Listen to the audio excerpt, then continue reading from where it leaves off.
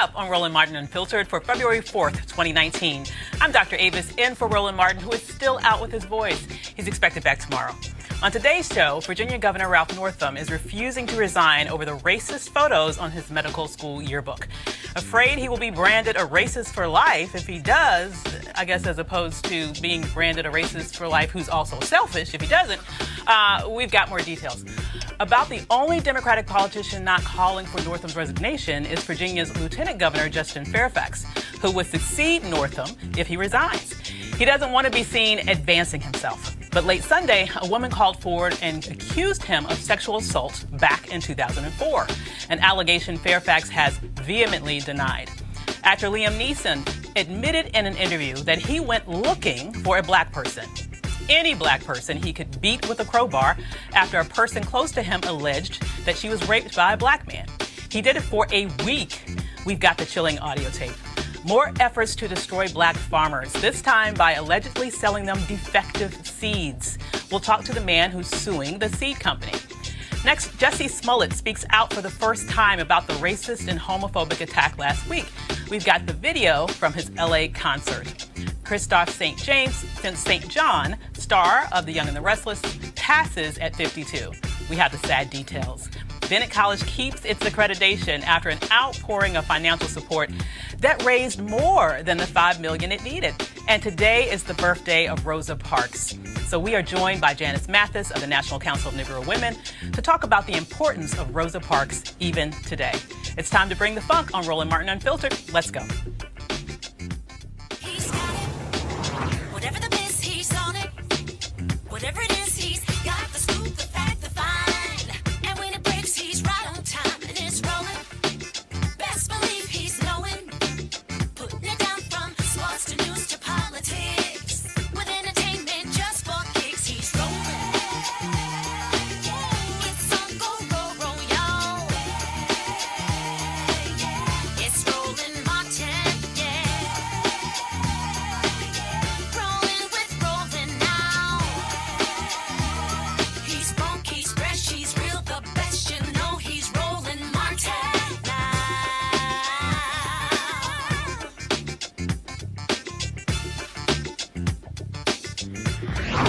Martin. Friday, we showed you this page from Democratic Virginia Governor Ralph Northam's medical school yearbook page from 1984, when he was 25 years old. Since it surfaced, pretty much every Democratic office holder in Virginia has called on Northam to resign. The calls for his resignation, including the 2 Democratic senators from Virginia and all the announced impossible 2020 Democratic presidential candidates, accelerated after he first apologized for being one of the 2 people in the racist photo and then said, no, he wasn't that person. It wasn't me, the Shaggy defense, right? He reversed himself on the photos at the disastrous live news conference. Take a look. When my staff showed me the photo in question yesterday, I was seeing it for the first time. I did not purchase the EVMS yearbook, and I was unaware of what was on my page. When I was confronted with the images yesterday, I was appalled that they appeared on my page, but I believe then and now that I am not either of the people in that photo. I stand by my statement of apology to the many Virginians who were hurt by seeing this content on a yearbook page that belongs to me. It is disgusting. It is offensive. It is racist. And it was my responsibility to recognize and prevent it from being published in the first place. My belief that I did not wear that costume or attend that party stems in part from my clear memory of other mistakes I made in this same period of my life. That same year, I did participate in a dance contest in San Antonio, in which I darkened my face as part of a Michael Jackson costume. I look back now and regret that I did not understand the harmful legacy of an action like that. It is because my memory of that episode is so vivid that I truly do not believe I am in the picture in my yearbook. And you said that the competition in San Antonio was a dance competition? Yes. And it was that you danced the moonwalk? That's right. Are you still able to moonwalk? Inappropriate circumstances. My wife says inappropriate circumstances. A new poll conducted after the pictures surfaced showed Notham's net approval rating plummet. CNN is reporting that, according to a source at Notham's cabinet meeting this morning, that the governor specifically said that if he resigns, he would be resigning as a racist for life, that he wants to stay in office and convince people that he is not in that photo. Good luck with that. And that the photo does not represent who he is. While all this was going on, late yesterday, an allegation of sexual assault surfaced against Lieutenant Governor Justin Fairfax. A woman claimed he sexually assaulted her in the 2004 Democratic National Convention in Boston. Fairfax put out a statement at 2:55 a.m. this morning denying it. And late this afternoon, he held an impromptu news conference at the Virginia Capitol building and said these allegations were timed to smear him, as he may become Virginia's governor if Governor Ralph Northam resigns. And my family is strong. My faith is incredibly strong. My faith in God is unshaken. We will not only deal with this smear as we've dealt with so many other attacks over time, but we've always, when we've been attacked, been elevated. Every single time someone is attacked, whether it's a lie, whether it's a smear, a political attack, a personal attack, a character assassination attempt, we've always not only gotten through it, but we have been elevated. And my faith in God is so strong, and I know that the facts will show exactly what we have borne out. How would you describe the relationship? How would you describe the relationship? What was the relationship? What relationship? With this woman? It's someone who I met in 2004 at the Democratic National Convention, and as I mentioned, I told all this to the Washington Post at the time, a year ago, and there's not one fact that I gave to them that they were able to contradict. Can you tell us what happened? What is it? Sure. I met her at the convention. We met and talked, and I did not know her prior to. I was 25 years old, unmarried, a campaign staffer at the time, and we hit it off. She was very interested in me, and so eventually at one point we ended up going to my hotel room. This is in 2004. She was, very much into consensual encounter, and she even admits in the story there's consensual activity going on. And again, I have children, so I'm going to be very circumspect about what I say. But everything was 100% consensual. And not only that, the same person called me sometime later and wanted to meet with me, wanted to come visit me. I was still in law school, at Columbia Law School, wanted to come to New York City to meet with me, wanted me to meet her mother, and said that years later, months later in this case, and years later now. We have a totally fabricated story out of the blue that's meant to attack me because of where I am in politics. The fact that it only came up once I won. And remember, I have run for office before. I ran in 2013 in a primary statewide. I ran in 2017 in a primary statewide. I ran, of course, in the general and won. It was only at the point that I won that this person fabricates this claim and then attempts to, again, get it into the media. And when they failed the first time, to get it into the media, comes back around a year later at another point of maximum media attention, and once again tries to get it in through some website and some people who we know who are involved in this. And so no one who is telling the truth operates in that way. I have nothing to hide, and yet to have someone manipulate the media. If you were telling the truth, there's no reason that you would go away for a year once you fail to get it into the Washington Post and then come back later, again, with zero corroboration whatsoever, and there's no corroboration because that did not happen. A collective pact, they said that you believe that the governor's team is spreading misinformation about your team. Can you comment on that, please, sir? The collective pact has made its statement, and so you believe it? I don't know precisely where this is coming from. We've heard different things, but here's the thing: does anybody think it's any coincidence that on the eve of potentially my being elevated, that's when this uncorroborated smear comes out? Does anybody believe that's a coincidence? I don't think anybody believes that's a coincidence. Again, particularly with something, this was not the first time this was brought up. It was a year ago this was brought up, and yet the Post, who investigated it for 3 months, dropped the story, did not do it, and they did not do it because it was uncorroborated, and it's uncorroborated because it's not true. And so it goes away for a year and it crops back up right at this moment. You don't have to be cynical. You don't have to understand politics. to understand when someone's trying to manipulate a process to harm someone's character without any basis whatsoever. And again, I have lived my life in a way that I'm proud of. I've put myself up for election to the people of Commonwealth of Virginia multiple times. You never in the course of any campaign I have ever run had anything said like this about me. And again, I'm someone who grew up in a tough environment, Northeast Washington, D.C. But because people invested in me, I went to Duke University, Columbia Law School. I was in the law review at Columbia. I was a federal prosecutor. I have been through 2 FBI background checks in my life. I got a top secret security clearance, and I've been an attorney, a federal prosecutor, and now I'm a partner at a law firm and sitting as the Lieutenant Governor of the Commonwealth of Virginia. Take note, that's how you communicate clearly during a press conference. So as you heard, Lieutenant Governor Fairfax was asked about the Collective PAC, and joining us is Quentin James, co-founder of the Collective PAC, an organization that supports black candidates, and Philip Thompson, the president of the Loudoun County NAACP. Let's first go to Quentin. How are you doing this evening, Quentin? I'm good. Thank you so much for having me. And it's been a wild 72 hours. Oh, I can only imagine. Thanks so much for joining us. So I think I'll start off with that last point that was raised in the press conference. Could you tell us more about this allegation that perhaps this specific sexual assault allegation has creeped back up as a result of the Northam side of the political aisle? Yeah, so listen, we were tipped off on late Saturday evening and early Sunday morning about an attempted whisper campaign from the Northam team. Now, we don't know who on his team was doing this, but they were raising questions about Justin's age and readiness to serve as governor should Governor Northam resign. That came out about 2:30 p.m. on Sunday, but also because we know where the original picture came from. On Friday, we were very wary about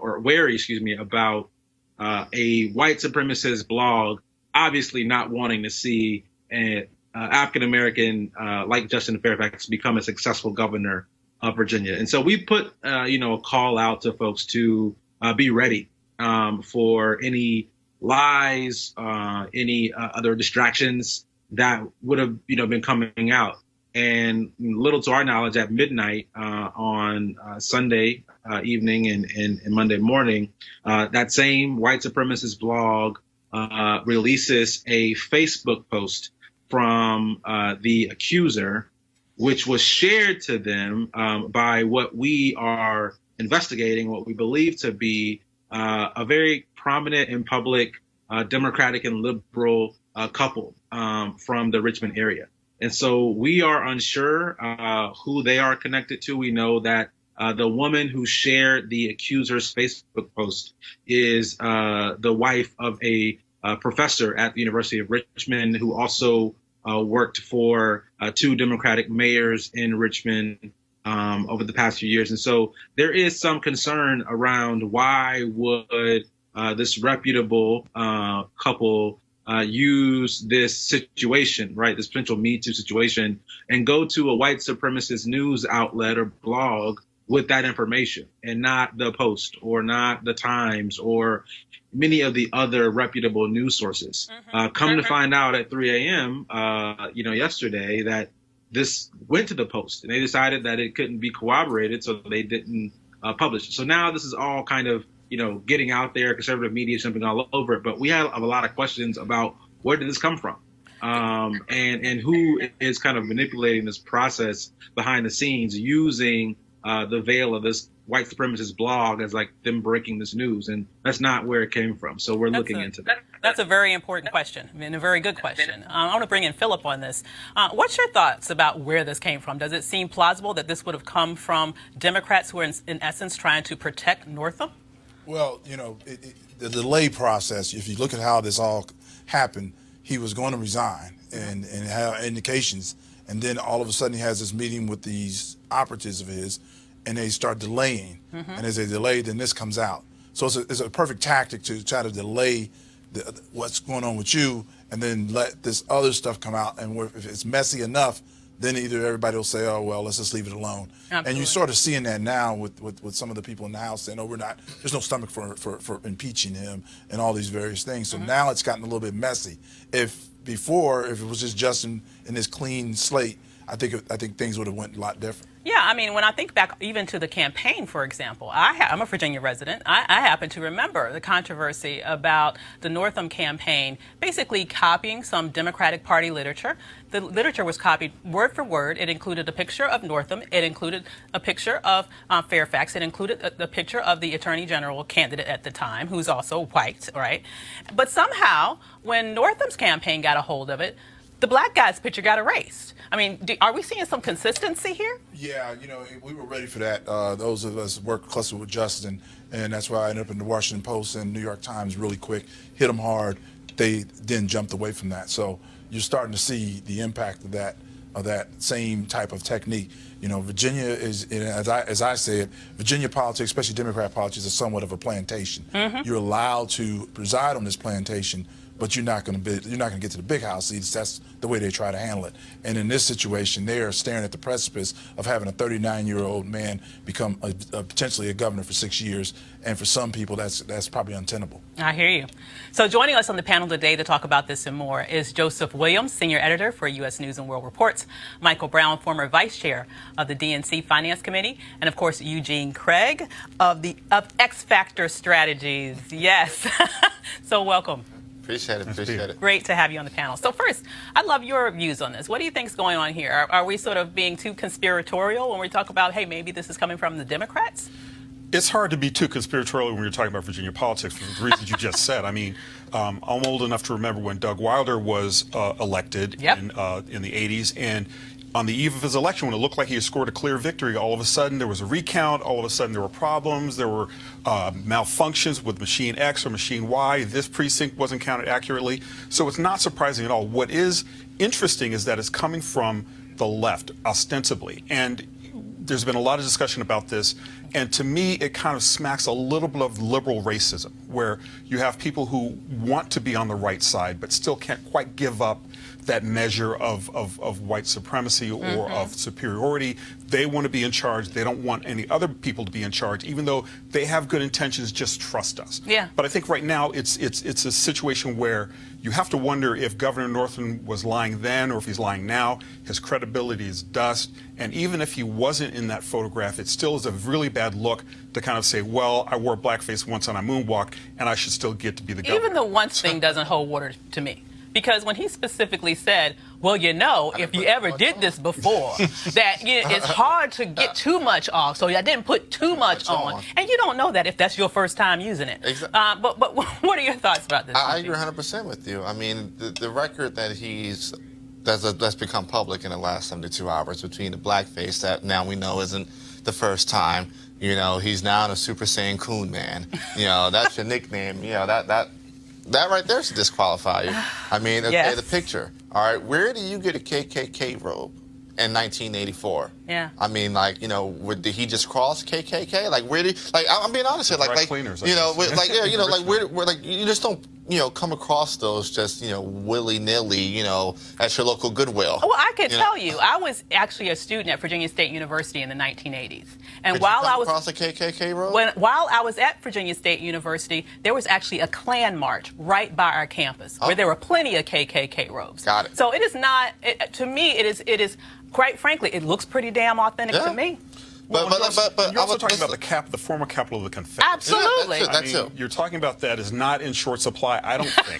But also you've got the governor who was also mired in this campaign over the Confederate statues. The mayor of Richmond is African American. He was mired in it. Yeah. And you have this struggle for history. Yeah. And struggle who gets to decide history and who gets to say what's racist and what isn't. And to a lot of people's sentiment, it's not the white guy. He Absolutely. doesn't get to do that. I hear you. So, Michael, being someone who's familiar with breaking barriers, right? Do you think it was just too much for people to bear, hearing basically 24 whole hours of people having these thoughts about the second black governor in Virginia, the youngest governor ever in this nation? Do you think that was itself, all of that discussion, that chatter, was rubbing people the wrong way? I mean, possibly. Just like it was too much for, after 8 years of an African-American president, and possibly a woman. Just like, so yes, sometimes, but you know what? Some of that doesn't even matter. Whether the lieutenant governor is black, yellow, green, or white, this guy needs to step down, period. Steve King needs to step down. I didn't hear Majority Leader McCarthy talking about leave the House. I heard him take him off some committees. I didn't hear anybody saying for him to resign. I certainly haven't heard any from the right telling President Trump, 45 to resign. Oh, look at you. I slipped. Oh, man. It's terrible. It doesn't matter what side of the aisle you're on. He needs to step down, leave office. He has there's no moral equivalent. Yeah, maybe there's some conspiracy theories. It doesn't really matter. He needs to move on. Yeah, Quentin, if Quentin's still available, I just had a question for him. Quentin, when you're looking at what now Governor, already calling him Governor Fairfax, is facing, what does this do in terms of damaging potentially his ability to be able to maybe not only just ascend to the governorship if for some reason Northam actually does get his senses and resigns? What does this mean in terms of his implications with regards to his ability to govern once he's in that space? Has his reputation, has his credibility in some sense been irreparably damaged? So I think you raise a great question, and I think first we need to understand that these are two separate situations. Ralph Northam should resign immediately.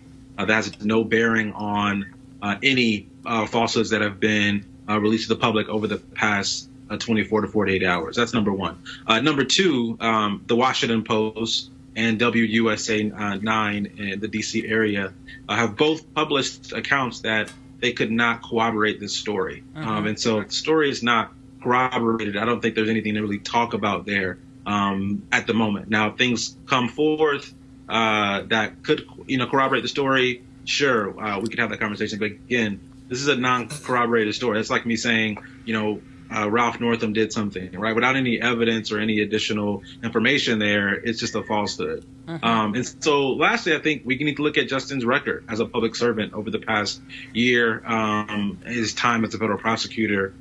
He has always performed and served the public very well. And so I don't think this is damaging his reputation for the long haul. I think when you have truth on your side, what will come out will be in your benefit. And so I think this will take some time to, deal with in the public sphere. But I think it's just really important that, one, these are two separate issues. And second, the story is not corroborated at the moment. Well, thank you so much for joining us, and I really appreciate your perspectives on that, Quentin. One last question to Philip. As we wrap up this particular portion of the show, as it relates to this particular issue and the NAACP, what's your plan moving forward to sort of keep the pressure on Northam, number one, but also, number two, perhaps even filling in the role of protecting Fairfax to some degree? Well, we're nonpartisan per se, but this is the issue that the governor's put us in is incredible, because this, people talk about what happened in 1984. Let's talk about what happened in Halloween just this year. Our governor dressed up as his favorite governor, which is Governor Brewer, who was a slave owner. Oh my God. He thought it was great enough. He thought it was okay to dress up as a slave owner in 2018. He called the NAACP and apologized, just like he tried to call the NAACP and apologize for this. So we're looking at that. And then if you look at his policies haven't been very pro-African American in any regard. It always irritated whenever I met either Governor Northam or Governor McAuliffe, and the first thing they would say in their defense is for African Americans, we got the felons registered. Well, my statement back to them was like, we're not all felons. So what else you got? And then, that's the only issue we have. So this is a pattern of behavior that's gone on, and you can say 84, but now we're talking about 2018. Governor Northam needs to resign, and regardless if Justin was white, like he said, white, black, purple, pink, we need a new governor. Got you. I hear you. So, as we all know, racism is everywhere, and today we found out it is, or was, in the heart of actor Liam Neeson. He gave an interview with The Independent on his new film, and he volunteered this confession about his own racist behavior. Some translations of what he says, a cush, for example, is what we call a crowbar, and the Troubles refers to the violence between Protestants and Catholics in Northern Ireland. Here is audio of the interview with The Independent. The language is unfiltered. I'll tell you a story. This is true. I'm not going to use any names, but I was away and I came back and she told me she had been raped, but she handled the situation of the rape in the most extraordinary way. But my immediate reaction was, I asked, did she know who it was? No. What color were they? She said it was a black person. I went up and down areas with a cosh, hoping I'd be approached by somebody. I'm ashamed to say that. And I did it for maybe a week, hoping some black bastard would come out of a pub and have a go at me about something, you know, so that I could kill him. And it took me a week, maybe a week and a half to kind of go for that. And she said to me, where are you going? I said, I'm just going out for a walk, you know. She said, what's wrong? No, nothing's wrong, fine. And it was horrible when I think back, but I did that. And I've never admitted that to it. I'm saying it to a journalist, God forbid. Holy shit. It's awful. But I did learn a lesson from it when I eventually thought, what the fuck are you doing, you know? And I come from a society, I grew up in Northern Ireland in the Troubles, and you know, I knew a couple of guys that died on hunger strike, and I had acquaintances that were very caught up in the Troubles. And I understand that need for revenge, but it just leads to more revenge and more killing and more killing. And, you know, Ireland, Northern Ireland is proof of that, you know. All the stuff that's happening in the world at the minute, the violence is proof of that, you know. So it's, but that's, yeah, primal need, I understand, you know. Relate to that. So, Joseph, the need for revenge, that doesn't sound like revenge to me. A random black person sounds like a lynching to me. I mean, what do you think? It sounds like homicide. And I thought it was quite interesting that when he unspools his, he unburdens himself about this whole situation, the one thing he apologizes for is thinking about killing someone and killing needs some more killing. What about the racism part? What about the fact that you're going to get some random black guy off the street? I mean, it just boggles my mind and probably gets him.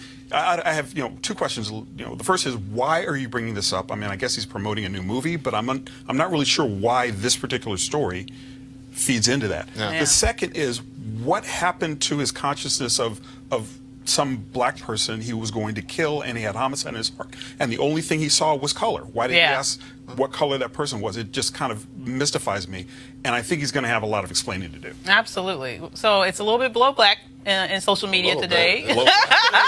Number one trending topic. I mean, you got to think about this right now. I got to cancel about half of my adolescence. That's Ra's al Ghul from Batman Begins, Aslan from The Witch, the King, and the Lion, right? Qui-Gon from Star Wars. Like, this is crazy. Taken. Like, You mentioned Taken. and the whole Taken series. Oh yeah. Like, it's all gone. Like it's all, you gotta cancel. I mean, I try not to engage in too much cancel culture, but I mean, like, you made a point. Like, you apologize for the homicide, but the first thing you ask is, oh, what's his color? Because you already presumed that he was black. I mean, Northern Ireland, it's not too many other colors. Yeah. Like, it's not people, no. it's not like the United States where you got, black, brown, maybe some tan. It's like pretty much like black and white there. And so, I think his career is probably over at this point. I don't see him. I mean, the guy plays Zeus. You gotta cancel Zeus now.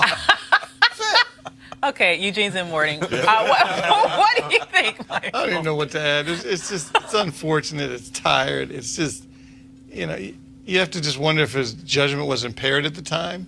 Maybe it had a couple sips. I mean, I don't know. I mean, how do you just talk about that, thinking it's okay to a reporter? I will say, I have someone I'm connected to who made the argument. She was making a counter argument. I don't quite buy it, but I'll bring it up. So maybe someone here will agree with it. Northam should have did? Well, she's saying he shouldn't be castigated because he did express some level of remorse. It was only a week. And a lot of people. And yeah, a lot of people could have died in a week. But it's true. But the main point is that, you know, at least he expressed it, and we have to create a space where people can express even unpopular or ugly things, so that we can begin to face these feelings that a lot of people have, but will not outwardly express. I mean, what do you think about that? I will say this, you know, if Northam did something like this and just came out and said, you know what, I hate black people, and I've done all these things, I think we probably would not be having a conversation about him resigning. If he was just upfront about it, how, you know, Liam was just upfront about he wanted to kill some black people. If Northam would have came out, you know, sometime over the last, you know, 15, however long his political career has been, and said, you know what, I've done some pretty racist things. I think I hate black people, but I'm be honest about it. We might not be having a conversation about him resigning. I don't know if I took go that far. What are y'all saying?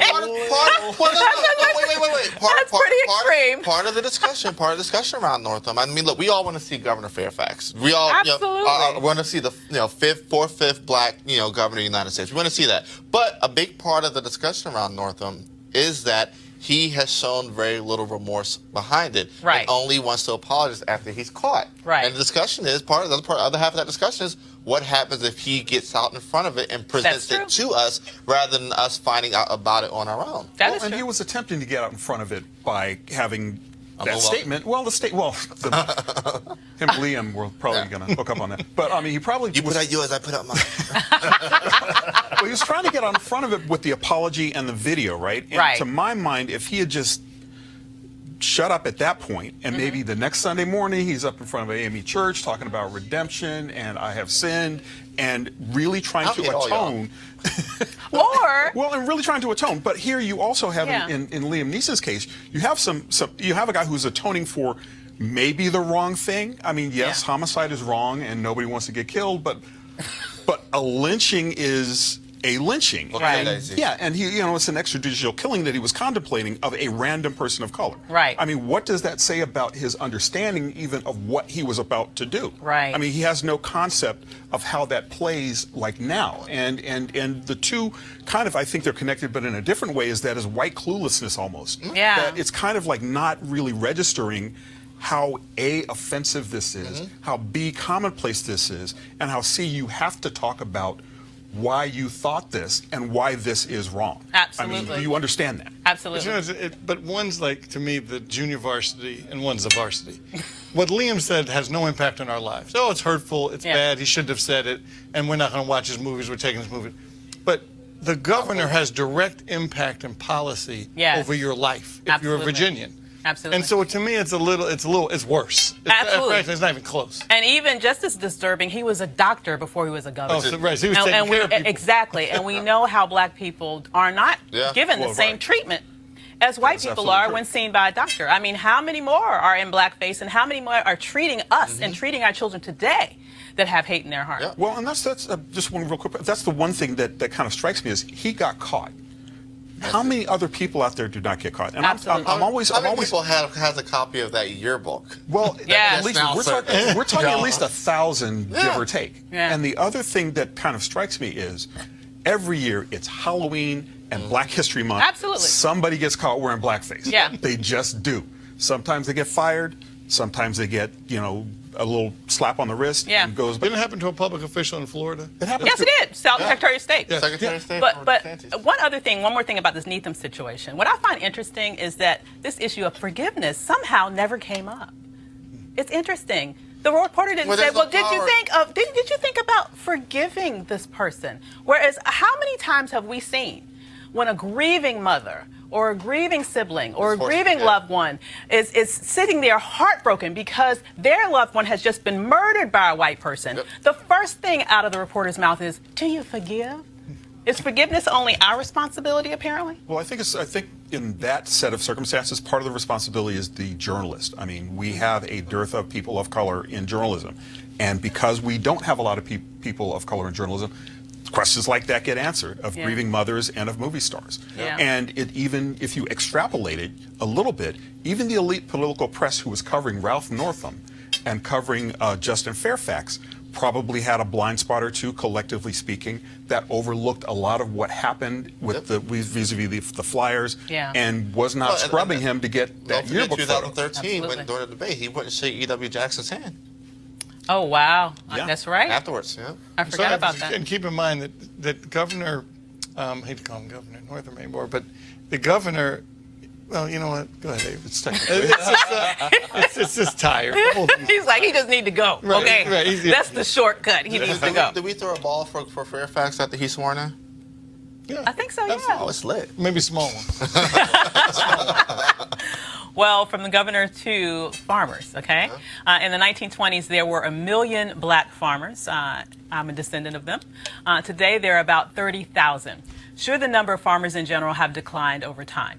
But for black farmers, discrimination from the U.S. Department of Agriculture, from banks and suppliers, have made it especially difficult to stay on the land. The TV show Queen Sugar from Ava DuVernay on the Oprah Winfrey Network tells that story. Today, we learned of yet another way black farmers are up against it. The Black Farmers and Agriculturalists Association have filed suit against Stein Seed Company, charging they sold defective soybean seeds to black farmers. Last month, a federal judge said that these allegations are serious and ordered the parties to sit down for 60 days and try to come to a settlement. Joining us now is Thomas Burrell, president of the Black Farmers and Agriculturalists Association. How are you, Mr. Burrell? Jackie, how are you? Good health and excellent spirits. Thank you. That's wonderful to hear. So how did you discover that the seeds that you received were faulty? Well, keep in mind that we represent African-American farmers, and these farmers started to allege and keep records that their soybean plants were not germinating properly. That is to say, they were not sprouting, they were not growing, they were not reproducing, they were not developing. And particularly during the fall of 2017, when it was time to harvest these plants, they contacted our office. I, in turn, called the corporate headquarters of Stein.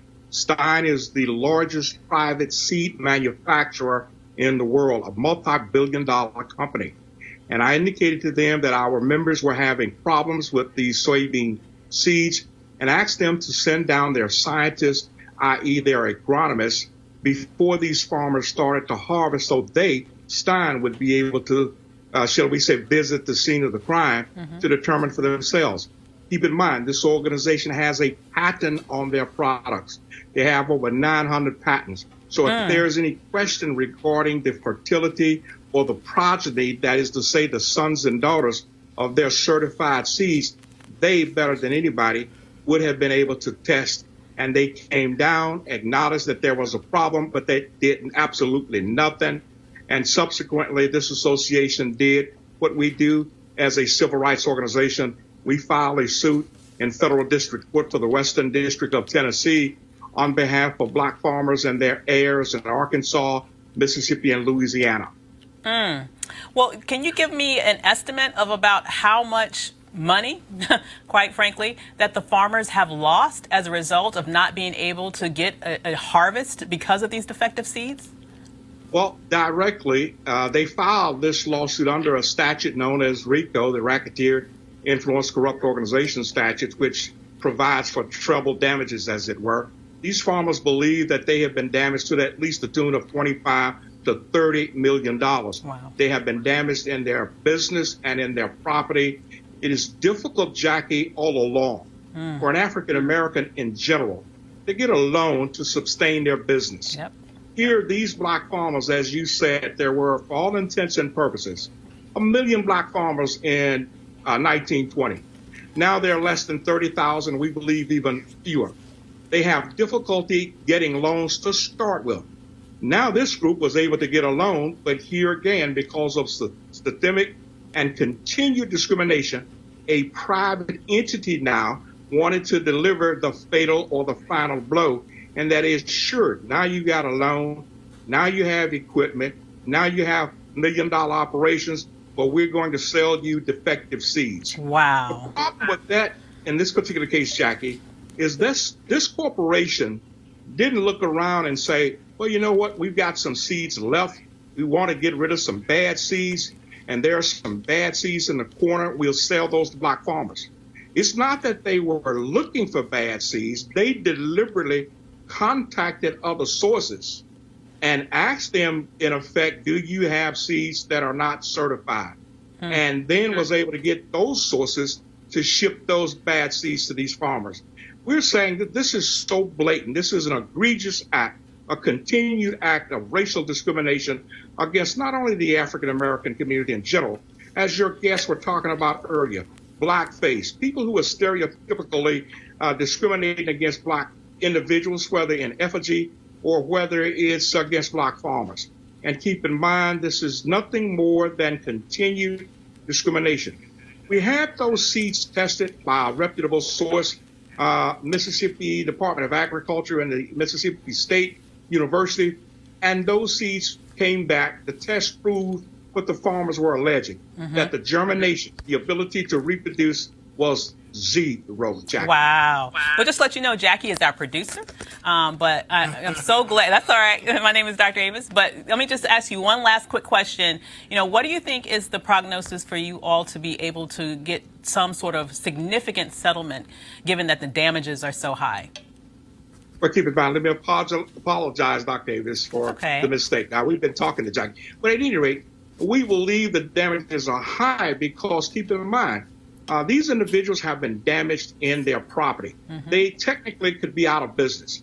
Just as you said, there were, for all intents and purposes, 1 million black farmers in 1920. It is the accumulative effect of the racial discrimination that has led to this demise, this decline.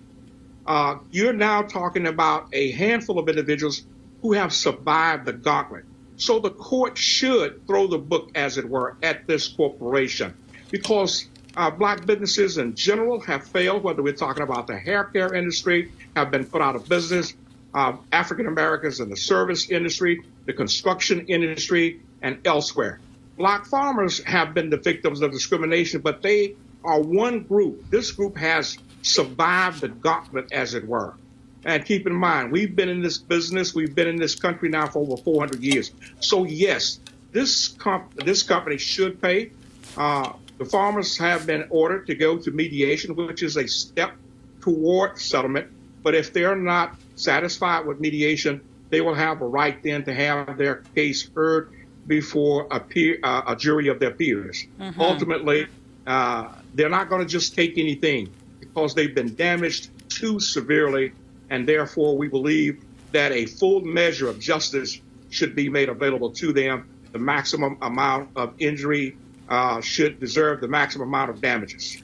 Thank you so much, Mr. Burrell, for fighting for these farmers. As a proud granddaughter of farmers, I'm so happy that you do what you do. Thanks for joining us today. Yes. Absolutely.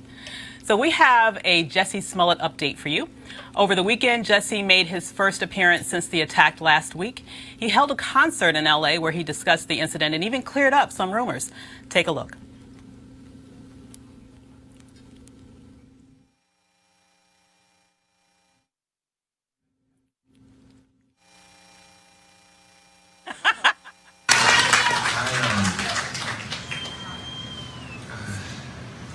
I was going to say so much.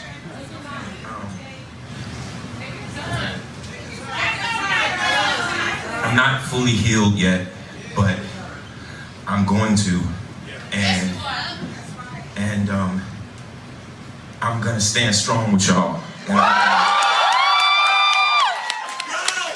A couple of points that I wanted to make really quick, just because it's 4 points. My little sister is literally like Olivia Pope, like she's in the back. I was bruised, but my ribs were not cracked. They were not broken. I went to the doctor immediately. Frank Gatson drove me. I was not hospitalized. Both my doctors in LA and Chicago cleared me to perform, but said to take care, obviously. And above all, I fought the fuck back.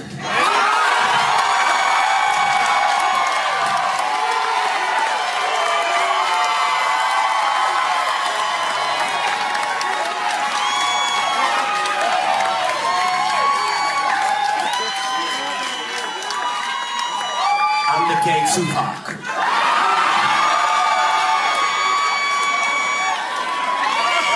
so now we can do our own coding. We're happy that he's better, and we're, at least personally, I'm upset that he has to defend himself at all.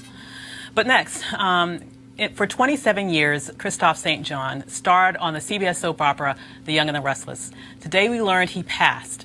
Police found him unresponsive at his home in Los Angeles. At this point, the cause of death is unknown. He was 52. According to TMZ, citing a source close to St. John, he had checked himself into the UCLA Medical Center for depression issues in January. He was recently released. St. John was really suffered from suicide. St. John suffered and I guess mourned over the suicide death of his son Julian a few years back. 2 years ago, around the anniversary of his son's death, police placed him under 72 hours observation when he threatened to kill himself. On The Young and the Restless, St. John had 9 Daytime Emmy nominations and 10 NAACP Image Awards. Roland talked to Kristoff St. John back in 2014 and asked him about the decline of soap operas. Yeah. They are a dying breed. Right. Yet, for some reason, Young and the Restless continues to be one of the dominant soap operas out there. Yeah. What do you think is the reason? Soaps aren't necessarily dying. In fact, I see a resurgence. Just because all my kids went off on One Life to Live doesn't mean that we're going downhill. Many folks think that reality television killed soap operas. But the point that you're just making, though, is great storytelling will always trump anything else. Well, sure, and this is evidenced by primetime soaps, which we have. Tyler Perry's got halves. I mean, there's so doing much, great numbers. All the franchise shows like CSI, Criminal Minds. I mean, people are into the macabre, so I understand that particular thing. But the truth is, 5 days a week, people want to come and forget about their problems and have a fantasy world that they can dive into. We are their family. They've been with us, some of them, for 41 years. And they want to see us get married. They want to see us die, certain characters. They want to see us go to jail. It's such an interesting kind of juxtaposition of reality television, of people, they want to see the real stuff, and the fantasy world that we live in. And that's why I think we're still, chugging along. This is a mighty ship that's a luxury cruise liner. I'm happy to be part of the crew. Well, I'm sure you like Fred Williamson. You don't want to see your character die. Oh, no, sir. I am not looking forward to that day. St. John's attorney Mark Garagos tweeted this: "Few men had the unique strength, courage, and sensitivity that Kristoff John lived every single minute of every day. He impacted everyone he met and millions whom he inspired and in turn admired him. On behalf of Mia St. John Boxer and the Stone St. John family, thank you all for the love." Michael? Personal note, thank you very much. Point of privilege. As a 30-year fan of Young and the Restless, my mother and grandmother got me into it when I was a little kid. I continued to watch in college. I watched in law school, and I DVR it as of today. For real? This hurt. Facts about Mike? He came on the show in somewhere in the 1990, 1991. Yeah. And since then, Young and the Restless was really one of the leading soaps that now have a Latino family on. Yeah. Have African American families on. They were the leading soap for diversity. So he will be sadly missed. So point of privilege to my late mom, to my late grandmom, and to me. That's a heck of a show. Oh, wow. That's so sweet. For HBCU Giving Day, today's HBCU is Kentucky State University. It was founded in 1886. Notable alumni include Tom Colbert, Effie Waller-Smith, Whitney Young, and Travis Grant. To donate, please visit kysu.edu. So on Friday, we showed you a press conference where High Point University donated $1 million to Bennett College. The president of High Point challenged everyone to donate more before the deadline today. Through his help and many others, Bennett College held a press conference today announcing they have officially exceeded their goal. Take a look. When you add up the number this morning, I don't know if you got a banner or what you got going on. When you add up the number, you got to add the checks I just gave her for $357,500. As of today, and let me just say, we still counting. We are still counting money. But as of today, Bennett College has raised $8.2.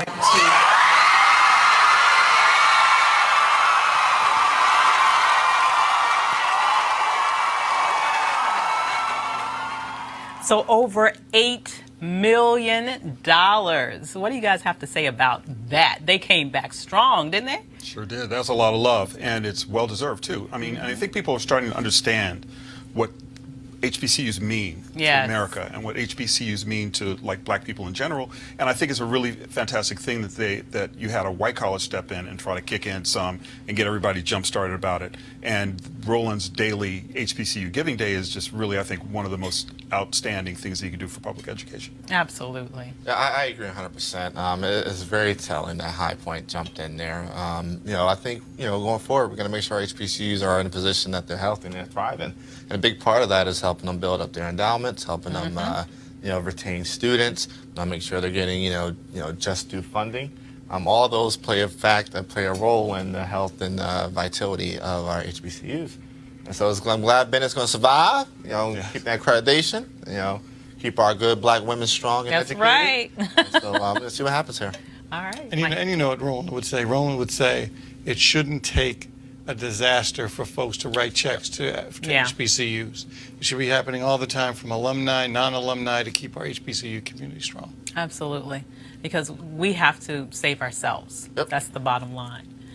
So Rosa Parks would have been 106 years old today, but her life and legacy have inspired generations of African American women. Here to share her thoughts on Rosa Parks and her meaning for black women today is Janice Mathis of the National Council of Negro Women. Hello there, Janice. Hello, Dr. Avis. Thank you for having me today. I'm so glad to have you here, especially on this special day. Absolutely. I never met Rosa Parks, but she inspired me like she did generations of other women and men. If you go back to 1957, that was a difficult time in the United States, especially in places like Alabama. You can tell the way I talk that I'm from down there, from South Carolina. And Brown versus Board of Education was decided in 1954. I was fully 12 years old, having been born in 1954, before I entered a school that was not segregated based on race.